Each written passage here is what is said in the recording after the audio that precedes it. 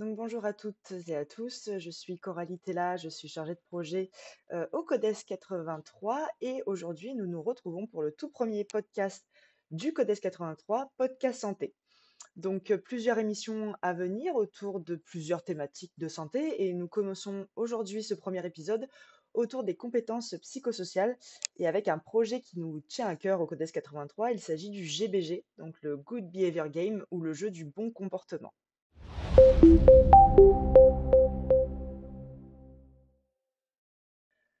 Pour ce premier épisode et pour parler du coup du GBG, je suis accompagnée de 2 invités que je vais, laisser, se présenter. Alors, je m'appelle Guillaume Viret, je suis enseignant depuis 22 ans. J'ai fait une grande partie de ma carrière en REP+, donc voilà, dans les quartiers un peu sensibles. J'ai eu à peu près tous les niveaux de la toute petite section jusqu'au CM2. J'ai eu aussi les fonctions de maître spécialisé, donc pour les élèves en difficulté. Et comme je m'ennuie toujours un peu, bah là je suis en train de passer un examen pour être formateur. Voilà, à peu près. Et du coup, Nina, je te laisse te présenter.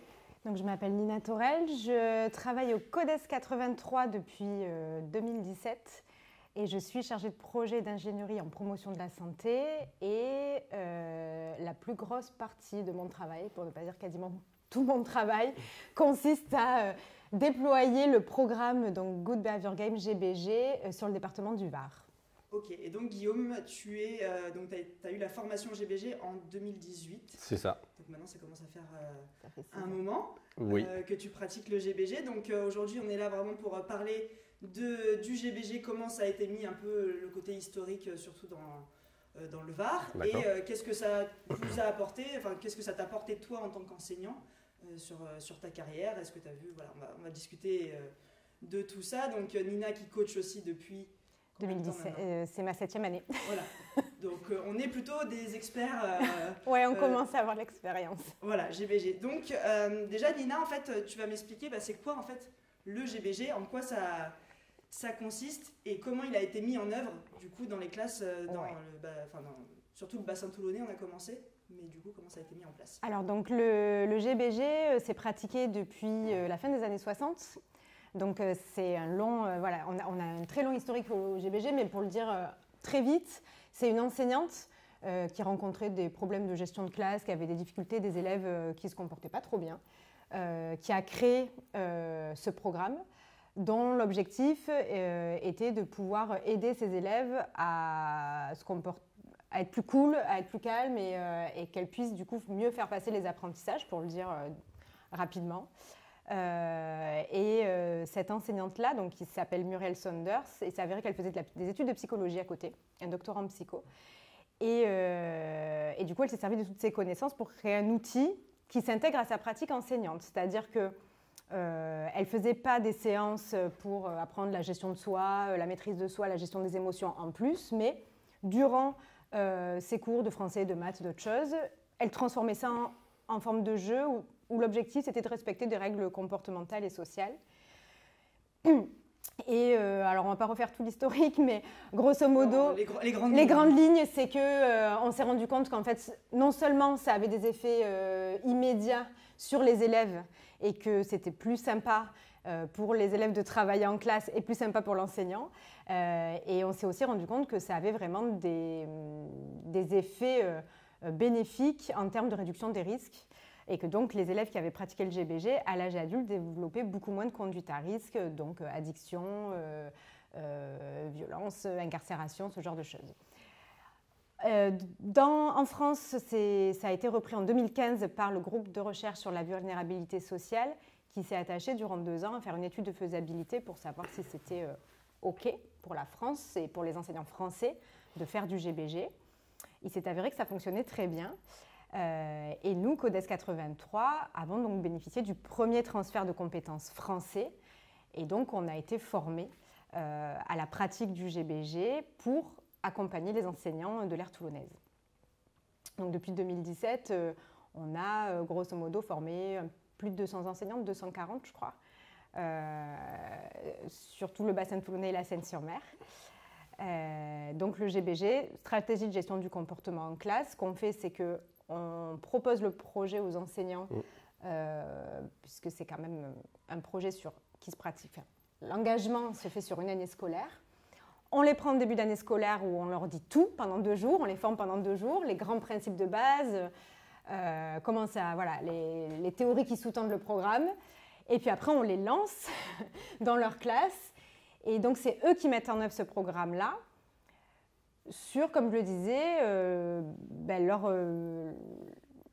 habituellement, en fait, sur leurs leçons habituelles, ils mettent en place des séances de jeux GBG qui se pratiquent donc en groupe. Et l'objectif, c'est de socialiser les enfants, de promouvoir la collaboration. Et on travaille vraiment sur l'ensemble des compétences psychosociales, donc tout ce qui est compétences sociales, mais également les compétences cognitives et émotionnelles, puisque l'objectif, c'est que ça s'intègre à leur pratique d'enseignant et que ça ne vienne pas se poser sur eux avec tout ce qu'ils ont à faire.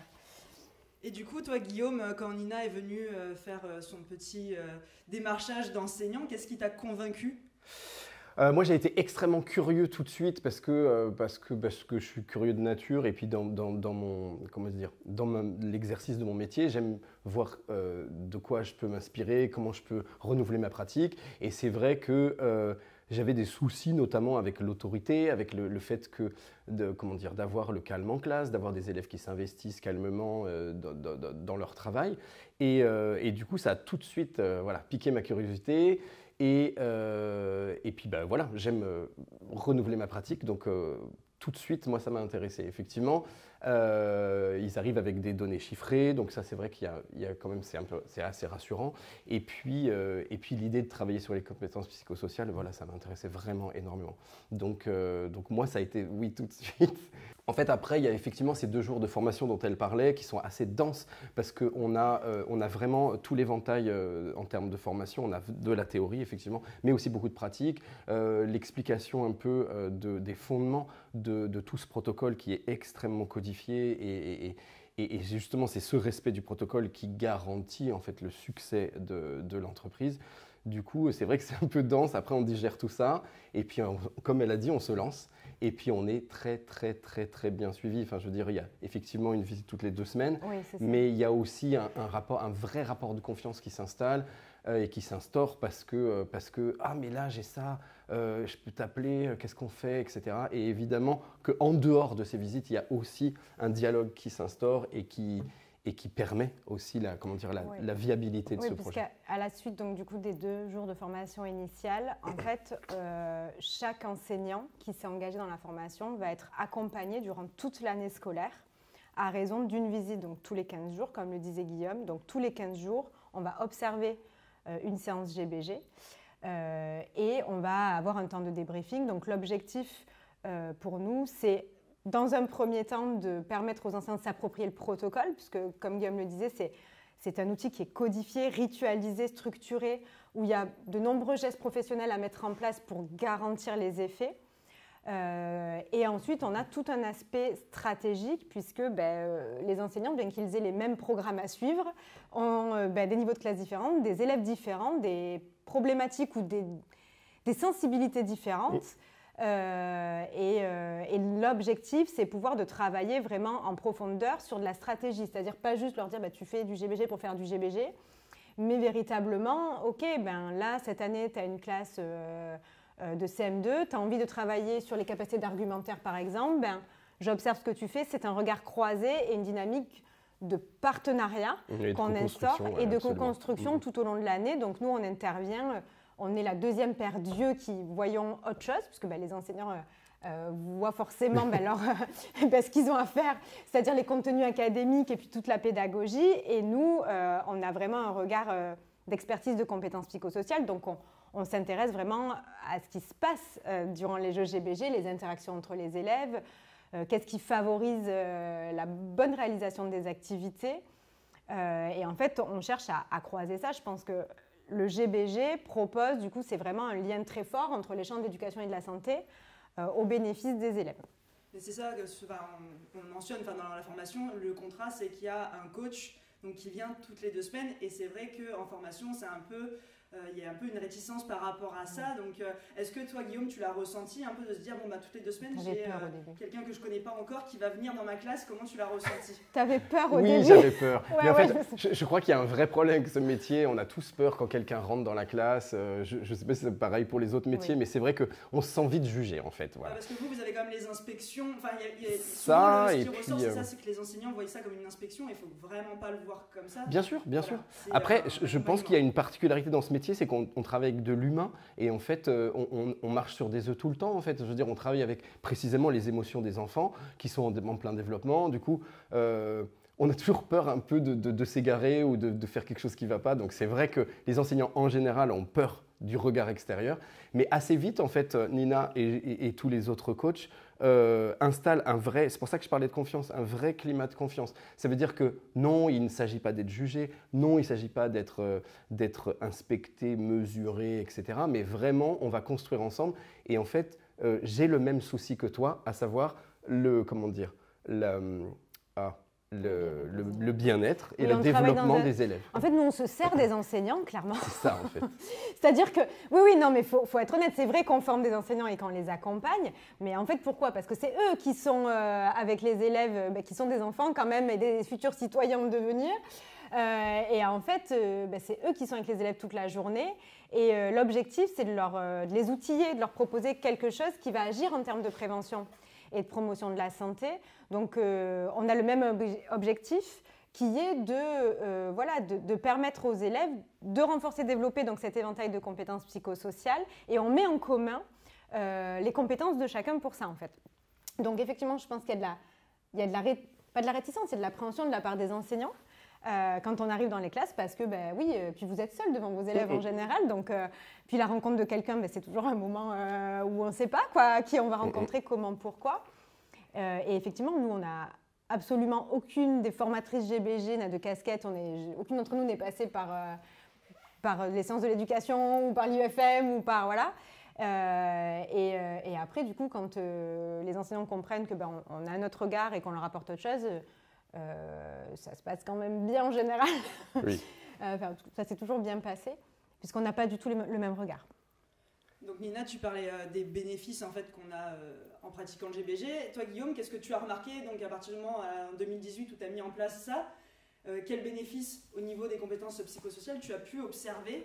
Et si tu as peut-être des exemples concrets que tu as eu dans tes classes par rapport à ça. Oui, absolument. En fait, ce qui s'est passé, c'est que comme je le disais précédemment, moi je suis allé vers le GBG pour le climat scolaire, l'ambiance de la classe, la mise au travail, et j'y ai découvert tout autre chose bien plus passionnant, qui est vraiment l'essor et le développement des élèves et de leur bien-être et de leur confiance en eux. En fait, rapidement, qu'est-ce que j'y ai... Bon, effectivement, très vite, on se rend compte que les élèves sont apaisés, sont plus calmes, sont plus sereins, ils gagnent en confiance en eux, énormément en confiance en eux. Après, on se rend compte qu'on peut aller plus loin et ça, c'est fascinant parce qu'en fait, on travaille vraiment sur la confiance, sur la confiance mutuelle. Si on parle d'exemples concrets, en fait, moi, j'ai dégagé en fait trois profils d'élèves qu'on peut réellement aider. En premier lieu, ceux qu'on voit le plus dans les classes, c'est les élèves un peu speed, un peu qui vont chercher un peu la provocation, le défi. Et en fait, moi, dans ma classe, j'en avais un comme ça,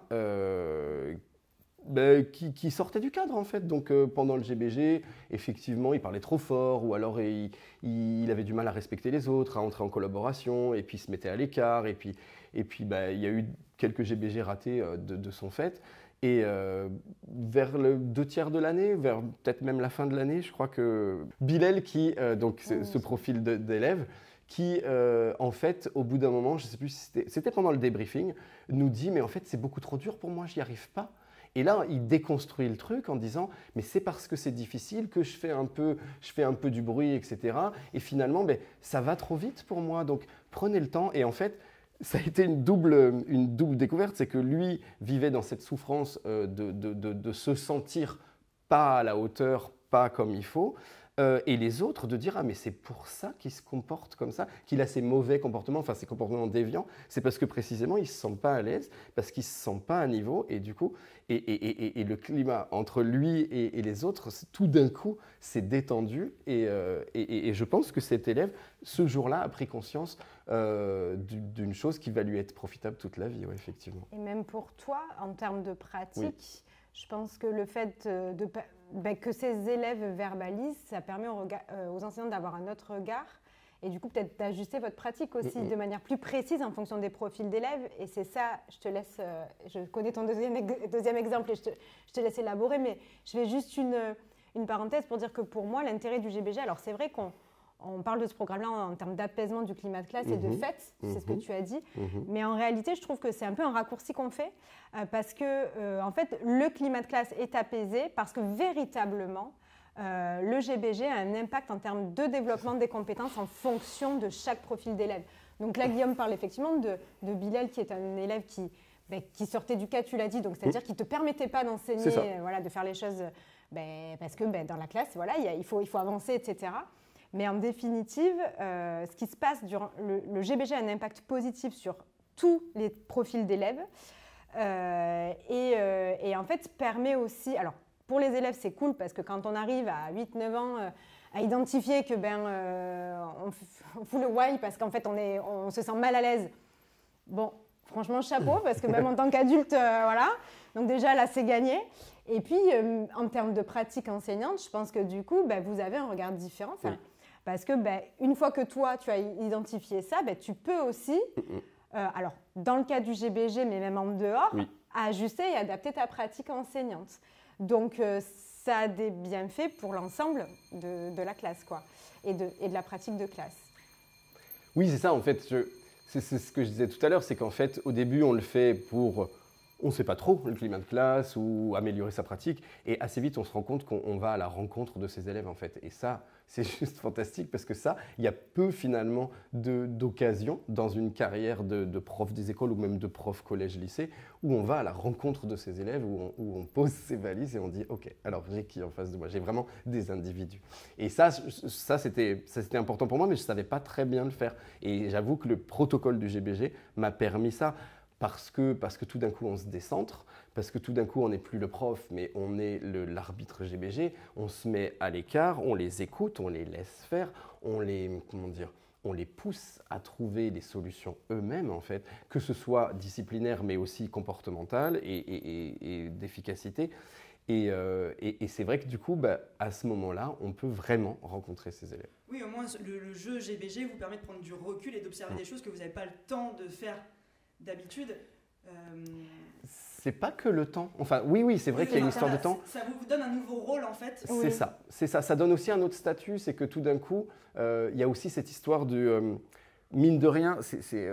Quand on est arbitre GBG pendant le jeu du GBG, effectivement, on quitte sa casquette de prof et on n'enseigne plus et on n'intervient plus sur les erreurs éventuelles. Et en fait, on se rend compte que du coup, il faut avoir tout anticipé. Il ne s'agit pas de dire « Ouah mince, j'ai oublié de donner cette consigne, etc. » Du coup, ça nous oblige nous aussi à tout planifier, à tout prévoir. Et la conséquence de ça, c'est qu'on pousse aussi les élèves à le faire. Finalement, quand je leur dis « Tout à l'heure, je ne pourrais plus vous aider, je ne pourrais plus faire ci. » Donc, mettez-vous maintenant dans la situation où tout à l'heure, vous devrez faire tout seul. Ah, alors il faut des aides. Ah oui, mais alors du coup, il faut du matériel. Ah oui, il va falloir qu'on se parle comme ça. Ah oui, il va falloir… Et tout ça, on le planifie. Et ça, quand c'est bien ritualisé, après, ça devient une habitude chez les élèves et on se rend compte qu'ils gagnent en autonomie, mais puissance 1000. En autonomie, et du coup, pour moi, vraiment, au-delà de l'autonomie, c'est le sentiment d'auto-efficacité, donc la confiance en soi dont tu parlais.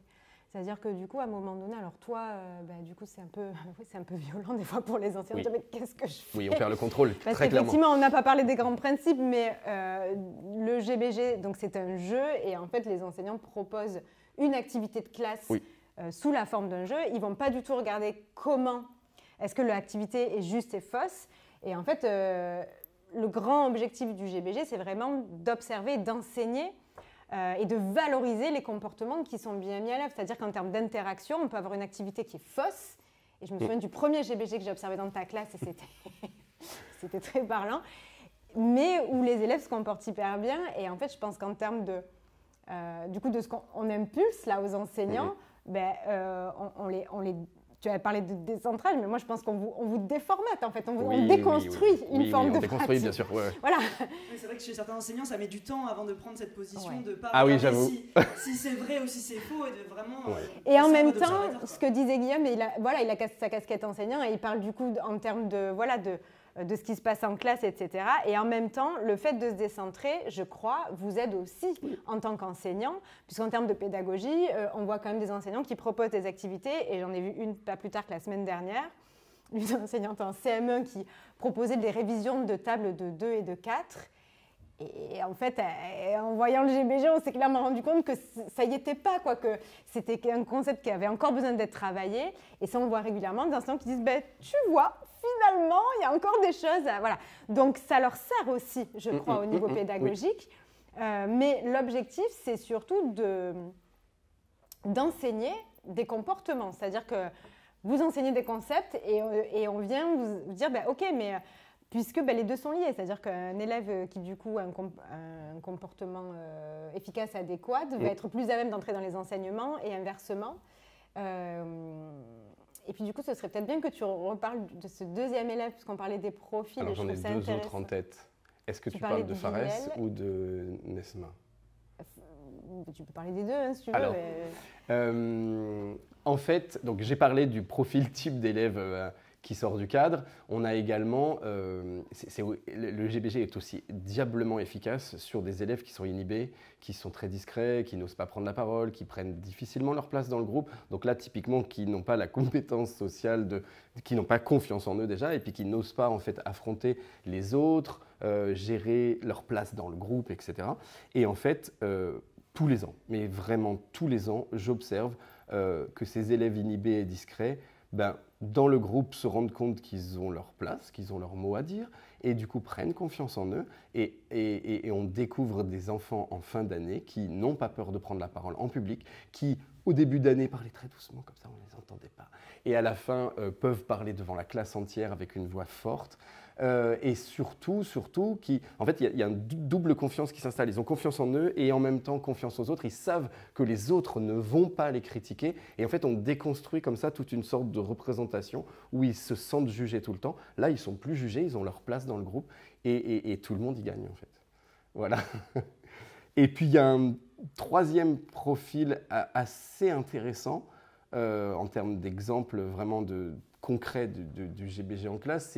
C'est l'élève qui, pense vite et différemment. Voilà. Donc typiquement, qui pense différemment, une intelligence différente et qui en fait, tout au long de l'année, était en conflit permanent avec les gens les élèves de son groupe parce qu'il ne comprenait pas pourquoi les autres ne comprenaient pas aussi vite que lui. C'est un exemple. Oui. Voilà, c'est ça. Tous forcément dans une classe, ce profil. Oui. Et en fait, il était vraiment perturbé. Ça créait des conflits en permanence. C'était un gentil garçon, il n'y a pas de souci, mais il était toujours en conflit parce qu'il ne comprenait pas pourquoi les autres ne comprenaient pas ce qu'il disait. Et en fait, donc ça a été compliqué. Il y a eu des GBG ratés du fait de ces interactions qui étaient compliquées. Et à la fin de l'année, j'ai quand même entendu cet élève dire « Ah, mais j'ai compris en fait.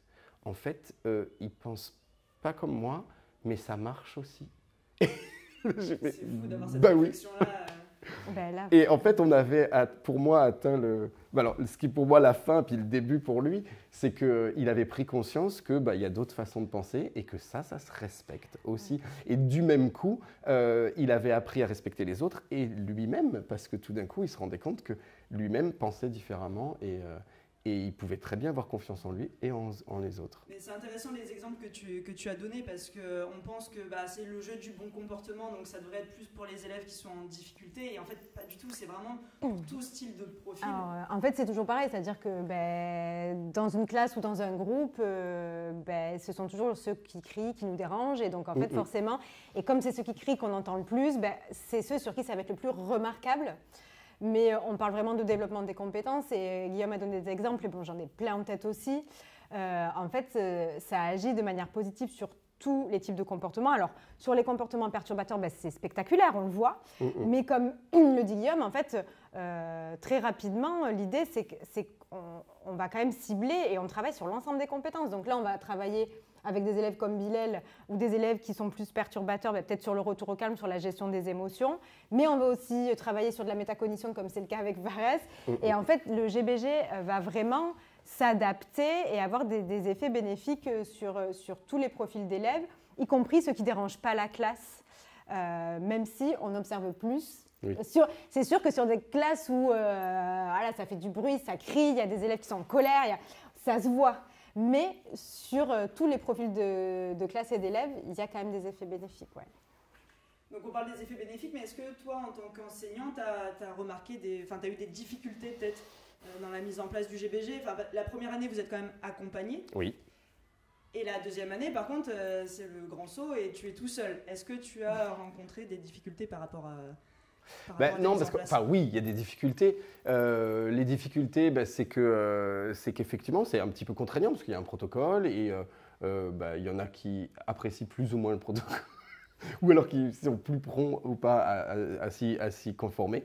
Mais voilà, il y a ça. Après, sinon, le bénéfice est tel, en fait, on voit tellement le plaisir de jouer des élèves, de gagner le GBG et qu'en fait on est embarqué et même une fois que la formation est terminée, je veux dire, ça devient un rituel et on a envie d'explorer plein de choses en GBG et c'est vrai que ça prend du temps au début effectivement, mais après assez vite ça devient une pratique quotidienne et donc on l'intègre dans sa pratique. Oui, en fait, maintenant le temps que de l'installer. Entre guillemets au début, à mettre tout en place, c'est du temps gagné en fait. Absolument. Sur la première année. Hein. En fait, ce qu'on observe, et c'est notre grand défi à nous, formateurs et coachs GBG, c'est que le GBG s'intègre à votre pratique enseignante et pour cela, c'est mettre du sens. C'est donner du sens. Et je pense que pour toi et pour pas mal d'autres enseignants, en tout cas j'espère, qu'on a formé, l'idée c'est que vous puissiez identifier des bénéfices pour vous, la mise en place de la pédagogie, et qu'à un moment donné, ça devienne un automatisme en fait. Donc, c'est-à-dire que passer ce moment-là, justement, qui est chronophage de la mise en place, où il y a des choses qui doivent être détaillées, et des habitudes à prendre, parce que c'est comme quand on commence à conduire, c'est coûteux, c'est long, on calcule tout ce qu'on fait. Et maintenant, moi, ça m'arrive de me rebalader dans les écoles GBG, d'arriver dans des classes où...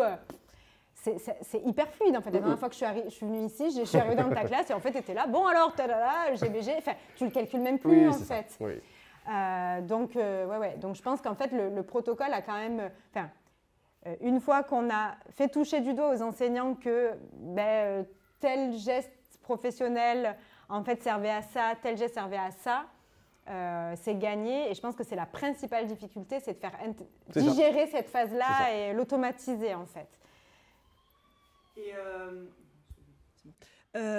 souvent aussi, vu que j'ai assisté quand même à certaines formations, ce qui ressort le plus souvent, c'est le coût des récompenses. Parce qu'on explique, voilà, on a quand même le jeu GBG. En premier, c'est des récompenses matérielles, directes après un jeu, qui vont se transformer au fil de l'année. Mais souvent, la réflexion qu'on a, c'est « Ah oui, mais c'est le jeu, c'est la carotte. » Et ils font ça parce qu'ils ont une récompense. On a du mal avec ça en France. On a beaucoup de mal, voilà. En fait, ce qu'on explique, et après, il faut qu'ils le vivent, en fait.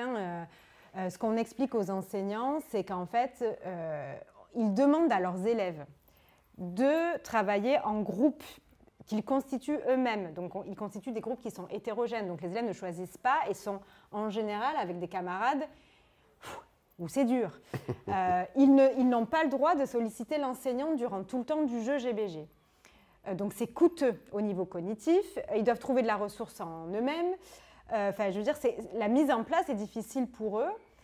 Et s'il n'y a aucun bénéfice identifié, ça ne fonctionne pas. L'idée de la récompense, elle est évolutive dans le temps. Elle n'a pas pour vocation de récompenser pour récompenser.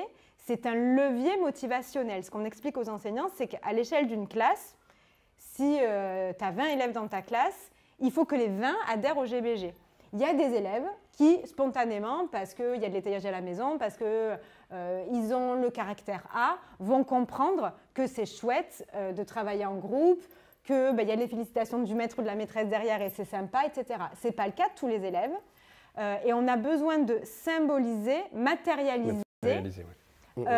Ok, j'ai bien vu que vous vous êtes contenu, que vous avez déployé tout un éventail là, de ressources, de stratégies. C'est super ce que vous avez fait. J'aimerais que vous puissiez continuer et on vient le symboliser. Mais comme tu le disais au début, c'est matériel, c'est tangible. Donc effectivement, un jeu GBG gagné signifie un petit jouet, une petite récompense. Mais très vite, les enseignants passent, puisque ce qu'on vit, c'est quand même la solidarité, la collaboration, etc. On passe très rapidement à des récompenses dites intangibles, qui sont grosso modo des choses que vous faites dans vos classes, parce que vous récompensez vos élèves. Je veux dire, la boum, les 5 minutes de récré en plus. Si tu aimes bien faire ça, toi. Oui, mais je ne le faisais pas avant. Le bon point est vieux comme le monde. Voilà. Donc, ouais. Non, mais même, tu vois, non, mais la journée... Enfin, voilà. Si, arrête. temps, oui. Voilà. Non, mais la boum, je ne faisais pas ça avant, j'avoue. Mais tu avais envie. Mais j'avais envie. Voilà. Mais en tout cas, là, ça t'obligeait. avec Donc, en fait, il y a des choses, même j'ai vu des enseignants, ben voilà. Donc, en fait, ça leur fait matérialiser un petit peu ce truc-là. Et donc, les élèves, en fait, très rapidement, collectent des jetons pour ce genre de choses, pour un moment passé ensemble. Voilà, toi, tu as fait des journées pyjama à l'école. Et c'est chouette parce que, du coup, il y a aussi une mise à niveau de l'enfant. Avec l'enseignant, ça n'a rien à voir avec toi. Tu restes l'enseignant et de fait, il y a un rapport d'autorité, mais ça permet aussi peut-être d'être plus à niveau des élèves et d'être... Tu vois, bien sûr, moi, je le vois comme ça, en tout cas. Moi, ce que j'ai à dire sur les récompenses, c'est que en fait, les enseignants qui sont les plus prompts à critiquer le système de récompense sont ceux-là même qui mettent des bons points, justement. Donc, voilà, des fois, ça ne marche pas très bien. C'est juste un autre système de récompense, quoi. Voilà, et puis j'insiste, c'est vrai que je pense que surtout pour les plus petits, il y a quand même, il faut que ce soit matériel. Enfin, je veux dire, c'est bien mignon, mais il faut que l'enfant puisse voir en fait qu'il a réussi. Et pour moi, ça objective vraiment une récompense. Après, ce qui se passe assez vite, enfin moi, ce que j'ai observé dans mes classes, j'avais commencé le GBG avec des CE2. Et puis après, j'ai eu surtout des grands, des CM1 et des CM2. C'est que assez vite, finalement, c'est pas tant le coût du jeton, de l'objet, enfin du jouet ou de la récompense qui compte, c'est vraiment de gagner en fait. Eux, ce qu'ils veulent, c'est gagner le GBG. Eux, ce qu'ils veulent, c'est être valorisés là-dedans. C'est montrer que, précisément, qu'ils ont fait des efforts, parce que pendant le GBG, ils font des efforts. Ils ne se laissent pas aller à leur penchant naturel. Ils construisent vraiment une compétence.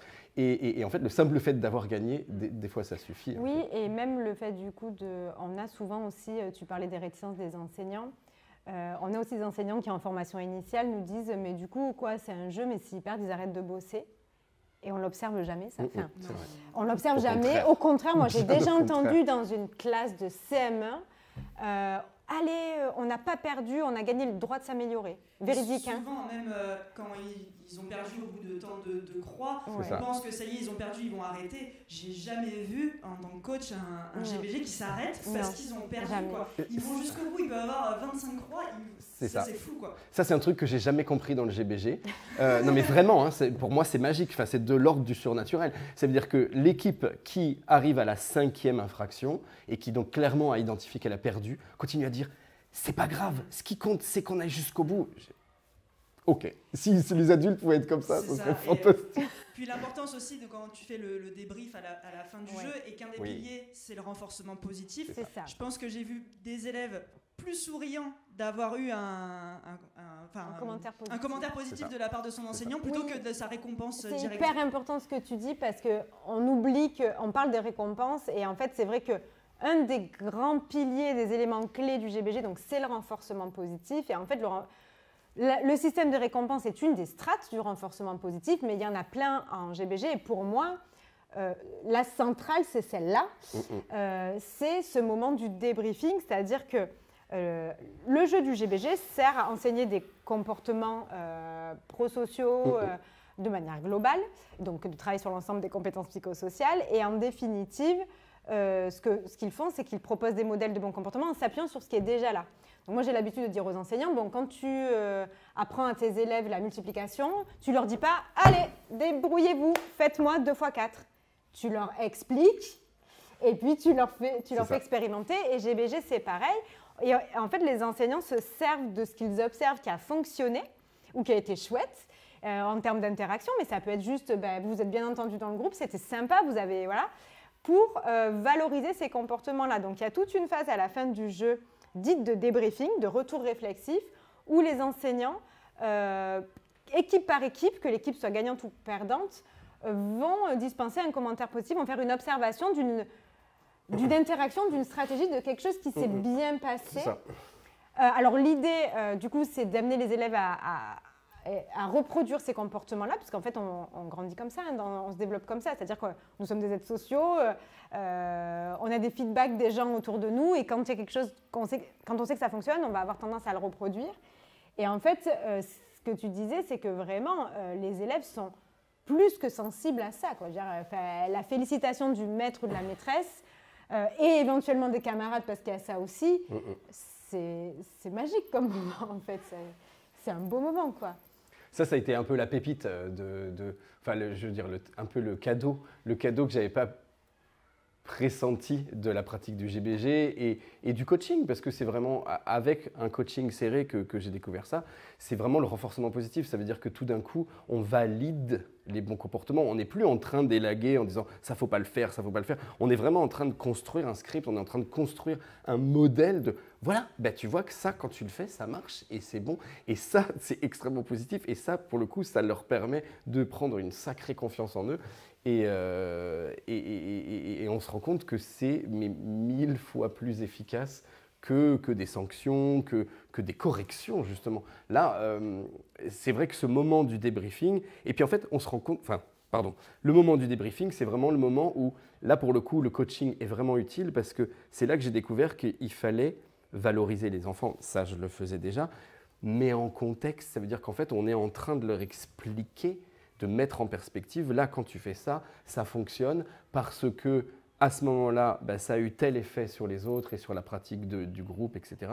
Et en fait, tout d'un coup, l'enfant comprend que « Ah, ok, j'ai fait vraiment quelque chose de bien. » Et du coup, les autres sont valorisés, enfin, les autres ont envie d'être valorisés de la même manière, et du coup, ils ont plus envie d'aller vers le positif, par mimétisme, l'émulation, en fait, absolument.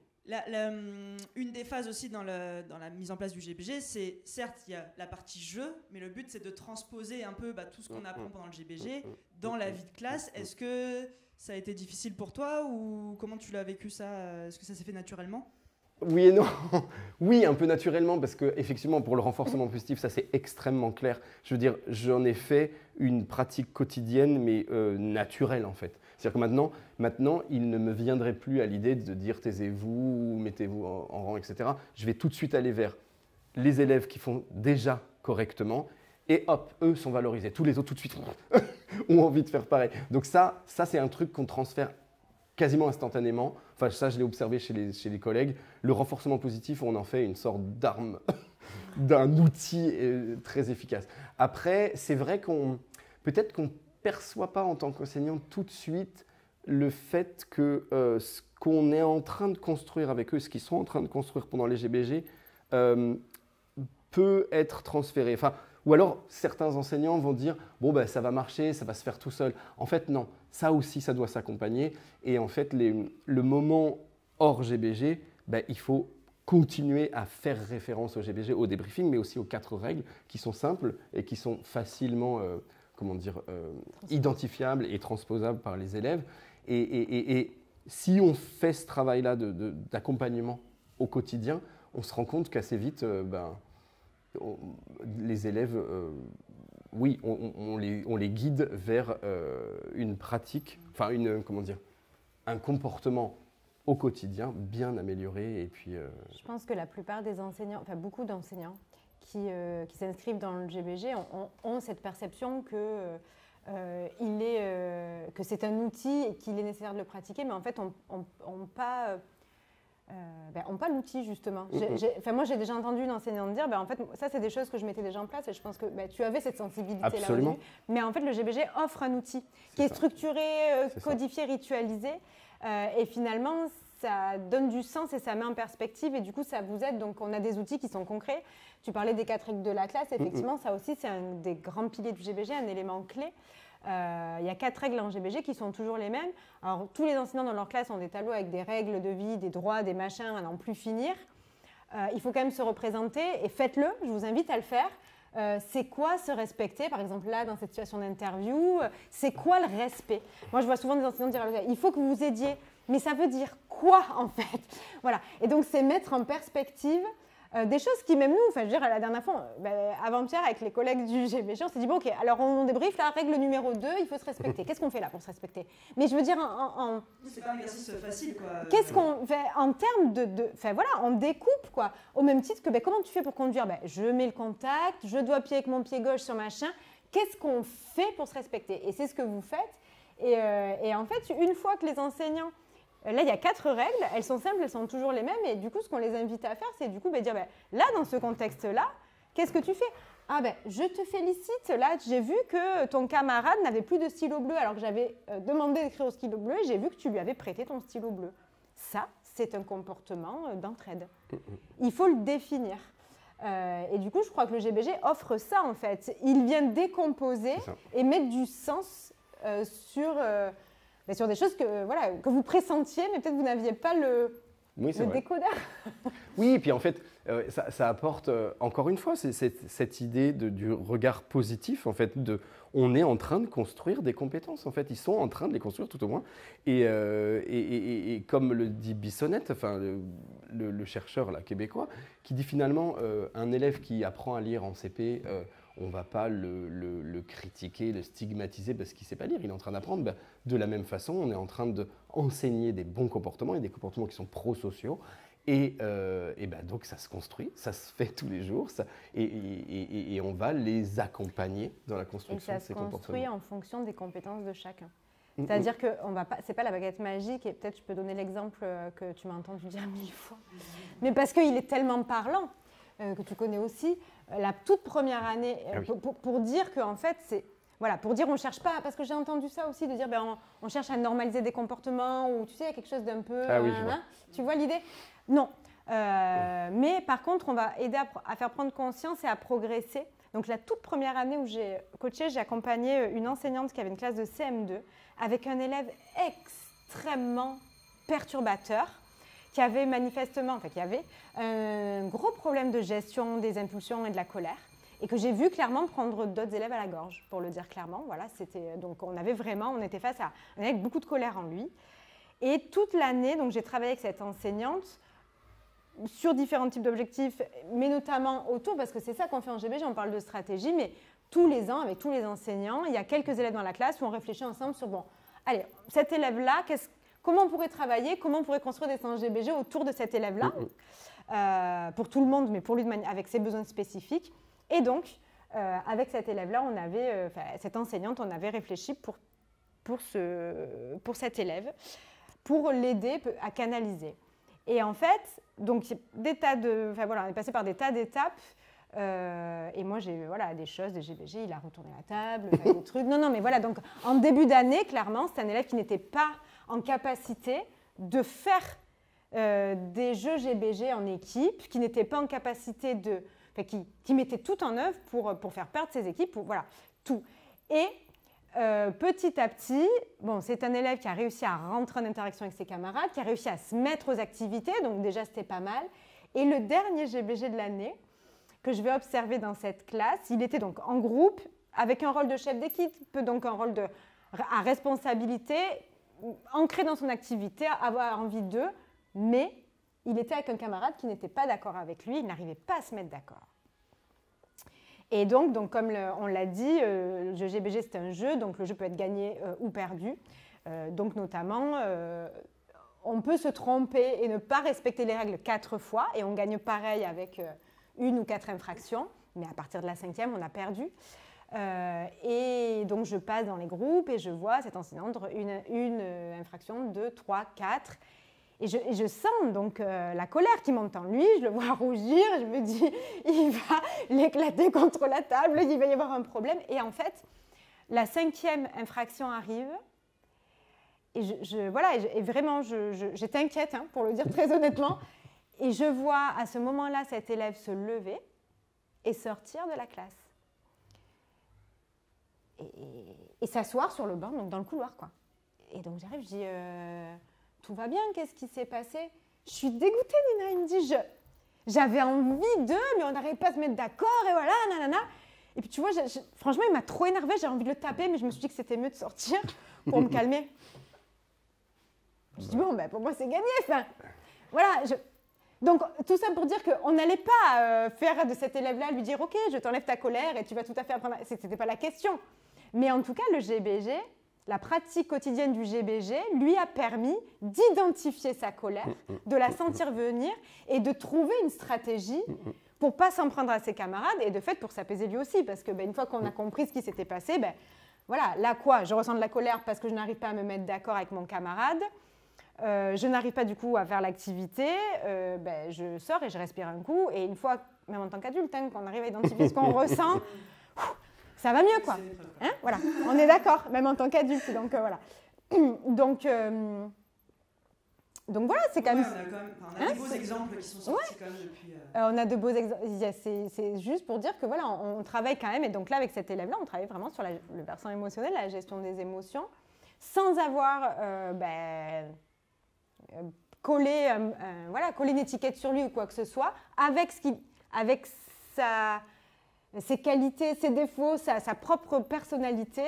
Le GBG lui a permis de progresser. Et on voit ça… sur tout, quoi. Enfin, sur tous les profils d'élèves. Moi, je rajouterais aussi que comment dire, un des leviers d'efficacité du GBG, c'est précisément c'est de les mettre en activité parce qu'en fait, il y a beaucoup d'enseignants qui vont travailler sur les émotions parce que c'est dans les programmes et parce que c'est aussi un petit peu dans l'air du temps et puis parce qu'on a compris de toute façon que pour aider les élèves dans leur développement, il fallait aussi qu'ils puissent nommer leurs émotions, les identifier et puis apprendre à les réguler.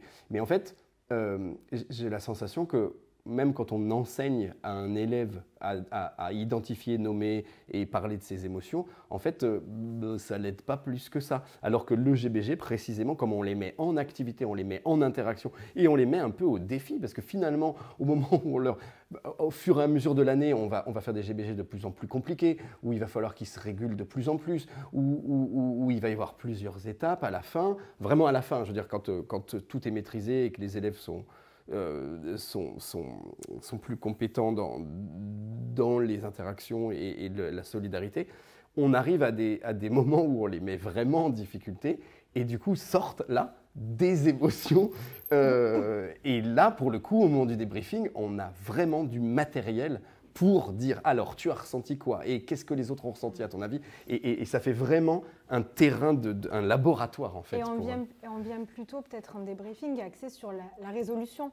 C'est-à-dire qu'on voit des tas d'élèves qui sont frustrés, en colère, mal à l'aise. Tu parlais de Bilal, mais on voit souvent des comportements de retrait parce que pas savoir faire, parce que j'ai envie de bouder, parce que c'est pas mon jour, quoi. Et on voit aussi beaucoup de stratégies mises en place pour malgré tout s'y mettre et y arriver. Donc on a parlé du versant émotionnel, mais on a aussi la composante sociale, c'est-à-dire être en capacité de demander de l'aide ou être en capacité d'identifier les émotions chez l'autre et d'arriver à encourager, consoler. Et ça, c'est hyper important en GBG parce qu'on voit souvent des élèves dire « Allez, viens, on y va, allez, viens, je t'aide là. » Enfin, ouais, on va y arriver ensemble, mais qu'est-ce qui t'arrive ?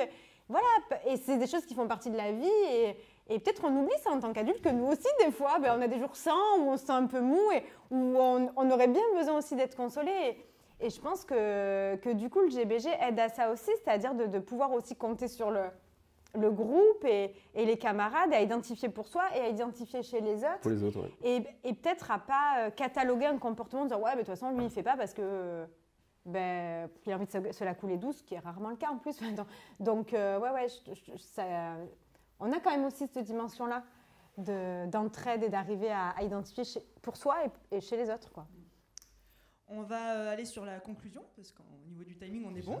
Ouais, déjà. Juste, donc on est sur une année scolaire, donc on est en 2023-2024. On a des nouveautés quand même un peu cette année. Je ne sais pas si tu veux en parler, Nina. Donc déjà, Guillaume, tu es référent, c'est ça, enseignant ? Je ne sais pas, il n'y a pas un truc comme ça ? Non ? C'est maître… Non. Ah, je suis… Alors, cette année, je fais fonction de formateur, voilà. Oui, effectivement. Donc, j'ai ma classe et j'ai un tiers-temps qui est déchargé pour venir en aide pour le déploiement de plans français, par exemple, ou pour accompagner les enseignants Est-ce que ça t'aide, du coup, stagiaires. Du GBG. Est-ce que le GBG dans ma classe dans ta pratique de formateur? Alors, oui, en fait. De collègue. Ben oui, parce qu'en fait… ça a complètement infusé en fait ma façon de travailler, ma façon de percevoir même le milieu professionnel. Ça veut dire que maintenant, je vais aller chercher effectivement, typiquement une visite d'un enseignant débutant. Je vais valoriser effectivement ce qui est fait bien, mais c'est surtout que je vais le mettre en perspective. Je veux dire, au moment où tu parles comme ça à tes élèves, au moment où tu te places comme ça, au moment où tu avais tout préparé, les photocopies, etc., ça fonctionne parce que. Et du coup, moi, ça me permet de toujours mettre en perspective et de valider ce qui est efficace. Et puis en fait, comment dire, ça m'a permis aussi de prendre conscience de tout ça, hein, de la nécessité chez les enfants d'identifier leurs émotions et d'identifier ce qui se joue dans une interaction sociale. Et c'est vrai que maintenant, je le conseille à des professeurs des écoles débutants. C'est waouh! Prends bien le temps d'observer les élèves et de voir ce qu'ils ressentent et voir ce qu'ils disent aussi, ce qu'ils en disent. Alors, je ne peux pas ni les former ni les conseiller à faire du GBG parce qu'il y a tout un protocole de formation. Mais c'est vrai que, en tout cas pour ce qui est du renforcement positif et de l'observation des élèves, ça, je passe ma vie à leur dire. Vraiment. Et Nina, du coup, cette année, on a intégré, le CODES 83 a intégré une nouveauté ? Oui, deux même. Deux nouveautés. Grâce au dispositif Notre École Faisons-la Ensemble, on a la possibilité, en tout cas, l'Éducation nationale a la possibilité et n'importe quelle école, de proposer en fait du GBG. Donc, initialement, nous, on a un financement qui nous permet déjà d'aller pas mal d'endroits, mais qui est limité en ressources. Donc nous, jusqu'à présent, on avait la capacité d'accompagner une trentaine d'enseignants, ce qui est déjà pas mal. Et en fait, grâce à Notre École Faisons-la Ensemble, il peut y avoir donc n'importe quelle école, si elle est intéressée, en nous sollicitant, peut potentiellement bénéficier de la formation. La liste est longue, hein, mais voilà. Mais donc ça déjà, ça permet d'ouvrir à d'autres territoires qui n'étaient pas accessibles jusqu'à présent. Donc ça, c'est déjà une nouveauté et c'est chouette parce que nous, ça nous fait aussi aller dans d'autres territoires, d'autres types d'écoles et de voir d'autres dynamiques aussi. Et je pense qu'en termes de développement des compétences psychosociales, c'est bon pour tous. Hein, voilà, pas qu'en REP+. Et la deuxième nouveauté hyper intéressante et qui m'enthousiasme à fond, c'est que cette année, on expérimente le GBG en maternelle. Donc ça a déjà été fait ailleurs en France, parce que on est quand même. Donc il y a les Alpes-Maritimes, il y a quelques sites en Normandie, j'ai plus tout en tête dans la région parisienne qui font du GBG, et donc 2 ou 3 autres sites qui ont déjà expérimenté en maternelle. On l'avait pas fait dans le Var, et donc on commence cette année. Ça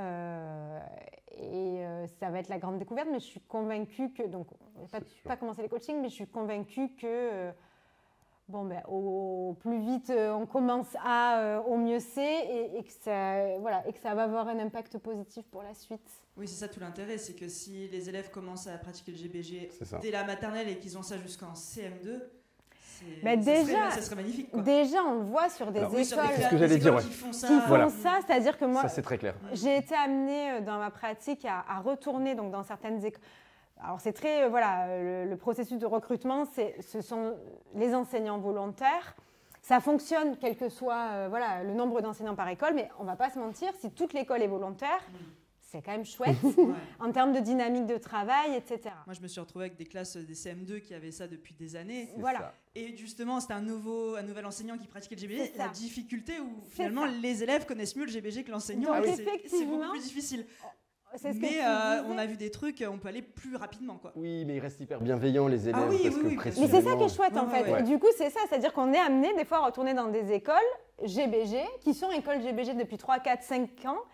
Et moi, j'ai vu l'année dernière des élèves ou l'année d'avant, des élèves de CM2 que j'avais vus en 6e, donc en CP, pardon.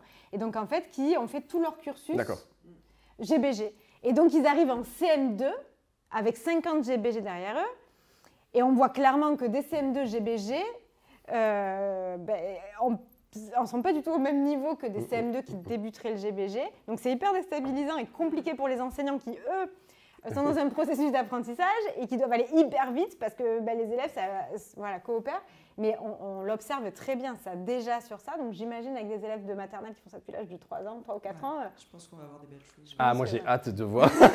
Quand ils vont arriver à l'école élémentaire, je pense que oui, on va avoir des effets vraiment importants. Ouais.